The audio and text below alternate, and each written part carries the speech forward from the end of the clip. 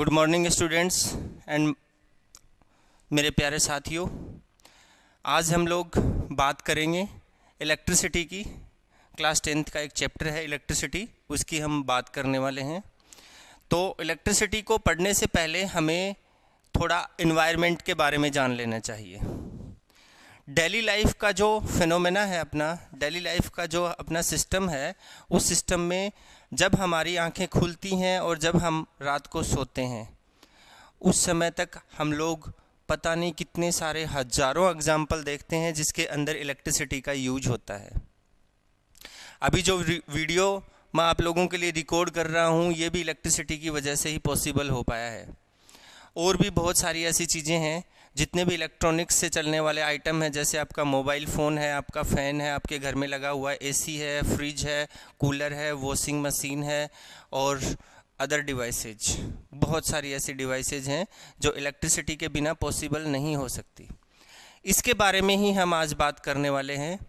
ये जो चैप्टर है, इसका ब्रीफली इंट्रोडक्शन दिया गया है क्लास 10th में, लेकिन इसका जो पूरा जो एक्सप्लेनेशन है वो आगे की जो क्लासेज हैं, हायर क्लासेज जैसे 12th क्लास है, उसमें आएगा। आगे की जो आप ग्रेजुएशन वगैरह करेंगे उसमें भी इसका बहुत बड़ा एक्सप्लेनेशन आएगा। तो ये जो इलेक्ट्रिसिटी है, इसको दो पार्ट में डिवाइड किया गया है, और वो दोनों पार्ट कौन से हैं, सबसे पहले तो हम उसी के बारे में बात करेंगे। देखिए यहाँ से इलेक्ट्रिसिटी के दो पार्ट होते हैं, और वो कौन से होते हैं, ये है। नंबर एक है स्टैटिक इलेक्ट्रिसिटी,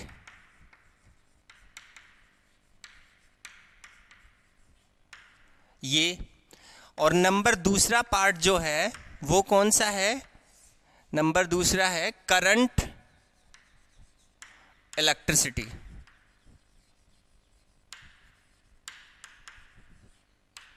करंट इलेक्ट्रिसिटी। दोनों ही पार्ट में हमें चार्ज के बारे में स्टडी करनी है, और वो कैसे करनी है वो देखिए यहाँ पे। सबसे पहला जो ये पार्ट है, इसके अंदर study about rest charge. Study about rest charge, जो रेस्ट पोजीशन में जो चार्ज होता है उसके बारे में स्टडी करेंगे इसके अंदर। दूसरे वाला जो पोर्शन है, इसके अंदर भी हम चार्ज की स्टडी करेंगे, बट इसका ऑपोजिट सिस्टम होगा। स्टडी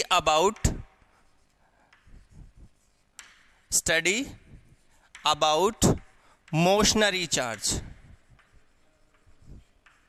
मोशनरी चार्ज मतलब मूवेबल चार्ज के बारे में हम स्टडी करेंगे इसके अंदर। ठीक है, एक में चार्ज जो है वो रुका हुआ है, दूसरे के अंदर चार्ज जो है वो मोशन में है।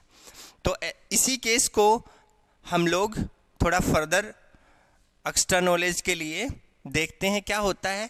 ये जो लैग है, इस लैग को हम 12th क्लास के अंदर स्टडी करेंगे, ये वाली लैग। अब हमारे पास में सिर्फ एक लैग बच गई है, जिसको हम बोलते हैं करंट इलेक्ट्रिसिटी।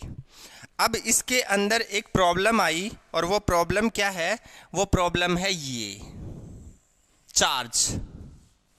तो अब हमें सबसे पहले बात करनी है कि ये चार्ज होता क्या है। जब चार्ज के बारे में पता लगेगा तभी तो हम उसकी स्टडी कर पाएंगे। तो सबसे पहले हमें चार्ज के बारे में पढ़ना है। अब देखो, मैं आपको एक एग्जाम्पल बताता हूँ छोटा सा, और वो एग्जाम्पल के लिए मुझे कुछ एक पेन वगैरह चाहिए। पेन है, पेन तो नहीं है मेरे पास। चलो मैं एक फ़ोन को यूज़ करता हूँ।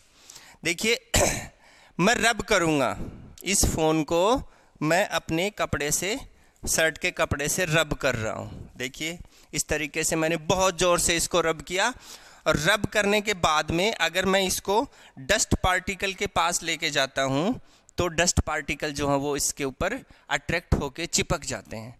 शायद आपको इसमें दिखाई नहीं दे रहा है, लेकिन आप घर पे ही एक्सपेरिमेंट करके देख सकते हैं। एक नंबर। सेकंड थिंग, आप लोगों ने देखा होगा कि हम लोग सर्दी के टाइम में जब स्वेटर, ऊनी कपड़े पहनते हैं, अंधेरे में जब हम उनको उतारते हैं तो वो शाइनिंग करता है। थर्ड चीज़, जब हम सूखे बालों में कंघी करते हैं तब उसके अंदर चट चट की आवाज़ आती है। ऐसे बहुत सारे एग्जाम्पल हमें नेचर में मिल जाएंगे जिनसे हमें ये पता चलता है कि कोई दो मटेरियल्स के बीच में अगर रबिंग होती है तो उनकी कैरेक्टरिस्टिक्स जो हैं वो बदल रही हैं, उनका बिहेवियर जो है वो चेंज हो रहा है, और उसी को हम बोलते हैं चार्ज का प्रोडक्शन, मतलब चार्ज का प्रोड्यूस होना। क्यों बदल रहा है उनका? क्योंकि एक एलिमेंट्री चार्ज पार्टिकल होता है जिसको हम बोलते हैं इलेक्ट्रॉन। क्या बोलते हैं? इलेक्ट्रॉन। एटम के अंदर 3 टाइप के पार्टिकल्स के बारे में आपने सुना होगा, प्रोटॉन, न्यूट्रॉन, इलेक्ट्रॉन। प्रोटॉन और न्यूट्रॉन जो है वो एटम के न्यूक्लियस के अंदर होते हैं, और इलेक्ट्रॉन जो है वो न्यूक्लियस के चारों तरफ क्या करते हैं? रिवॉल्व करते हैं। जैसे इलेक्ट्रॉन जो हैं, उन इलेक्ट्रॉन्स के ट्रांसफॉर्मेशन की वजह से, जैसे ही दो मटेरियल के बीच में रब होता है तो रबिंग की वजह से हीट एनर्जी प्रोड्यूस होती है, इलेक्ट्रॉन्स को वो मिलती है और वो ट्रांसफ़र हो जाते हैं, या तो इस पे आ गए या फिर इस पे आ गए, इसके इलेक्ट्रॉन इस पे आना या इसके इलेक्ट्रॉन इस पे आना, जिससे नेगेटिव और पॉजिटिव चार्ज का फॉर्मेशन होता है। ये एक बड़ा डिस्क्रिप्शन है जो अभी आपको बताने की आवश्यकता नहीं है, लेकिन फिर भी मैंने इसको ब्रीफली आपको बताया है। तो चार्ज क्या है? चार्ज एक बेसिक प्रॉपर्टी है किसकी? मटेरियल्स की और एटम्स की। तो चार्ज जो है, इसी से हमें ये चीज़ समझनी है। अब इस चार्ज के लिए मैं यहाँ पे लिख रहा हूँ, देखना आप लोग, चार्ज मैंने लिखा चार्ज। अब इस चार्ज को डिनोट कैसे करते हैं? डिनोट करते हैं चार्ज को Q से, ठीक है। इस चार्ज की यूनिट क्या होती है? यूनिट होती है चार्ज की coulomb, C, that means COLU, coulomb. Coulomb, coulomb क्यों? क्योंकि कूलम नाम के साइंटिस्ट ने इसके बारे में काफ़ी सारी स्टडी की और रिसर्च की, इसलिए उनके रिस्पेक्ट में हमने कूलम इसका क्या मान लिया है? एक यूनिट के लिए एक सिंबल C ले लिया है, चार्ज की यूनिट का सिंबल ले लिया है। अब आती हैं इसकी प्रॉपर्टीज। तो प्रॉपर्टीज के अंदर आप टाइप्स बता सकते हैं। इसके टाइप्स जो हैं वो नेगेटिव और पॉजिटिव टाइप के 2 टाइप के चार्जेस होते हैं, और सेम प्रॉपर्टी के जो चार्ज होते हैं, जैसे पॉजिटिव एक दूसरे को रिपेल करेंगे, नेगेटिव ये भी एक दूसरे को रिपेल करेंगे, बट पॉजिटिव एंड नेगेटिव दोनों एक दूसरे को अट्रैक्ट करेंगे। ये दोनों रिपेल करते हैं, ये दोनों रिपेल करते हैं, ये दोनों एक दूसरे को अट्रैक्ट करते हैं। तो ये जो टाइप का जो चार्ज होता है, ये जो अट्रैक्शन और रिपल्सन का जो इसका सिस्टम होता है, इसमें ये फोर्स लग रहा है, और इसी फोर्स को बोलते हैं इलेक्ट्रोस्टैटिक्स फोर्स। कौन सा फोर्स बोलते हैं? इलेक्ट्रोस्टैटिक फोर्स बोलते हैं। ये चीज़ें होती हैं। अब इसके बाद में आगे अगर हम चलें तो चार्ज के लिए जो एलिमेंट्री चार्ज पार्टिकल माना गया है वो क्या है? Electron. Electron is an elementary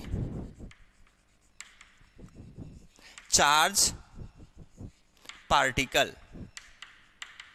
elementary charge particle कौन होता है? इलेक्ट्रॉन, जिसके ऊपर चार्ज कितना लेते हैं हम लोग? कितना चार्ज बताया गया है? 1.6 × 10⁻⁻19 कूलम चार्ज इलेक्ट्रॉन के ऊपर होता है। अब ये तो नॉर्मल इंट्रोडक्शन हो गया आपका। अब हम थोड़ा सा और इसके बारे में स्टडी कर लेते हैं, हल्की फुल्की। वो क्या है वो देखिए इसके अंदर। अब अगर मैं आपको एक प्रॉब्लम देता हूँ, ध्यान से सुनिएगा आप। एक प्रॉब्लम है मेरे पास में, और प्रॉब्लम है calculate the number of electrons. Question दे दिया मैंने आपको, calculate the number of electrons in 1 coulomb charge. 1 coulomb charge मतलब ये हमें सोल्व करना है। पूछा ये गया है कि 1 कूलम चार्ज में कितने नंबर ऑफ इलेक्ट्रॉन्स होते हैं, मतलब 1 कूलम चार्ज प्रोड्यूस करने के लिए कितने इलेक्ट्रॉन्स की जरूरत पड़ेगी आपको। ये चीज हमें इससे मिलेगी। अब देखिए Q की वैल्यू कितनी गिवन है? Q की वैल्यू है 1 कूलम। और मान लेते हैं कि ये जो 1 कूलम है, इसको प्रोड्यूस करने के लिए हमें जो इलेक्ट्रॉन चाहिए उनकी जो वैल्यू है वो हमने मान ली n। कितने इलेक्ट्रॉन है? n, जो कि आपको फाइंड करने हैं। और इलेक्ट्रॉन का जो एलिमेंट्री चार्ज है E, उसकी जो वैल्यू है वो अभी मैंने आपको बताई थी, वो है मान 1.6 इंटू 10⁻⁻19 कूलम, माइनस में होती है। और प्रोटॉन के लिए यही वैल्यू होती है प्लस में, तो इसको माइनस में लिया है हमने, लेकिन मैग्नीट्यूड निकाल रहे हैं तो इसको यूज में नहीं लेंगे। अब एक फॉर्मूला होता है, और वो फॉर्मूला हमें क्या बताता है?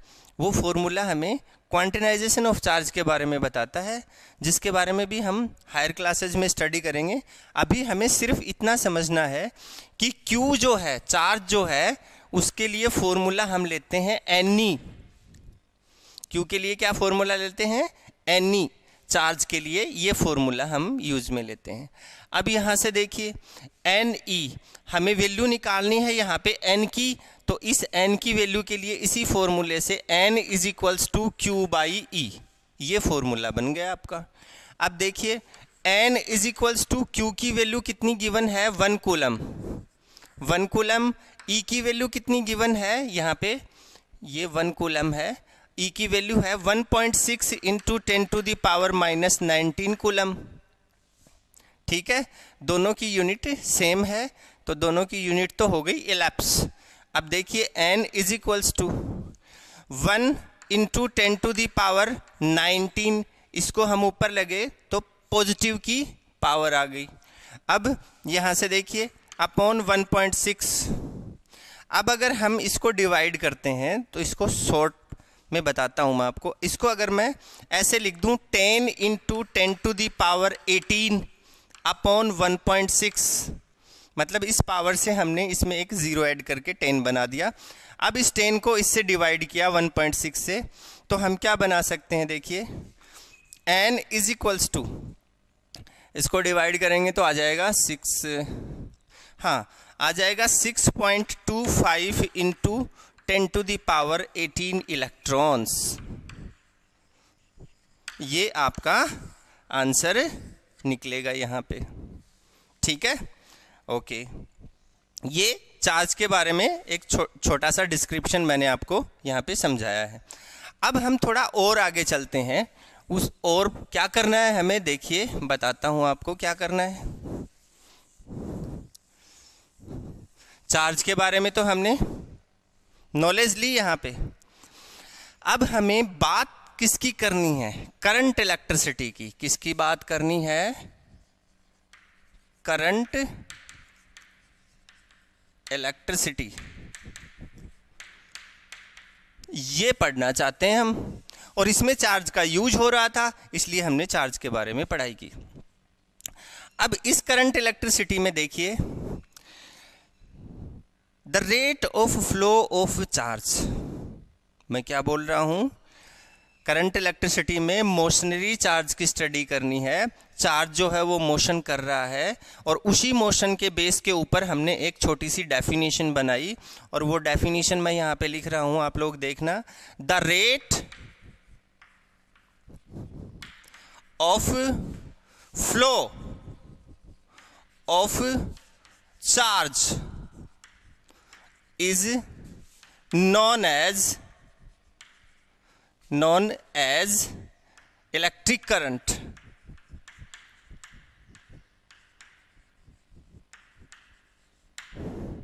इलेक्ट्रिक करंट ये बनता है हमारे पास।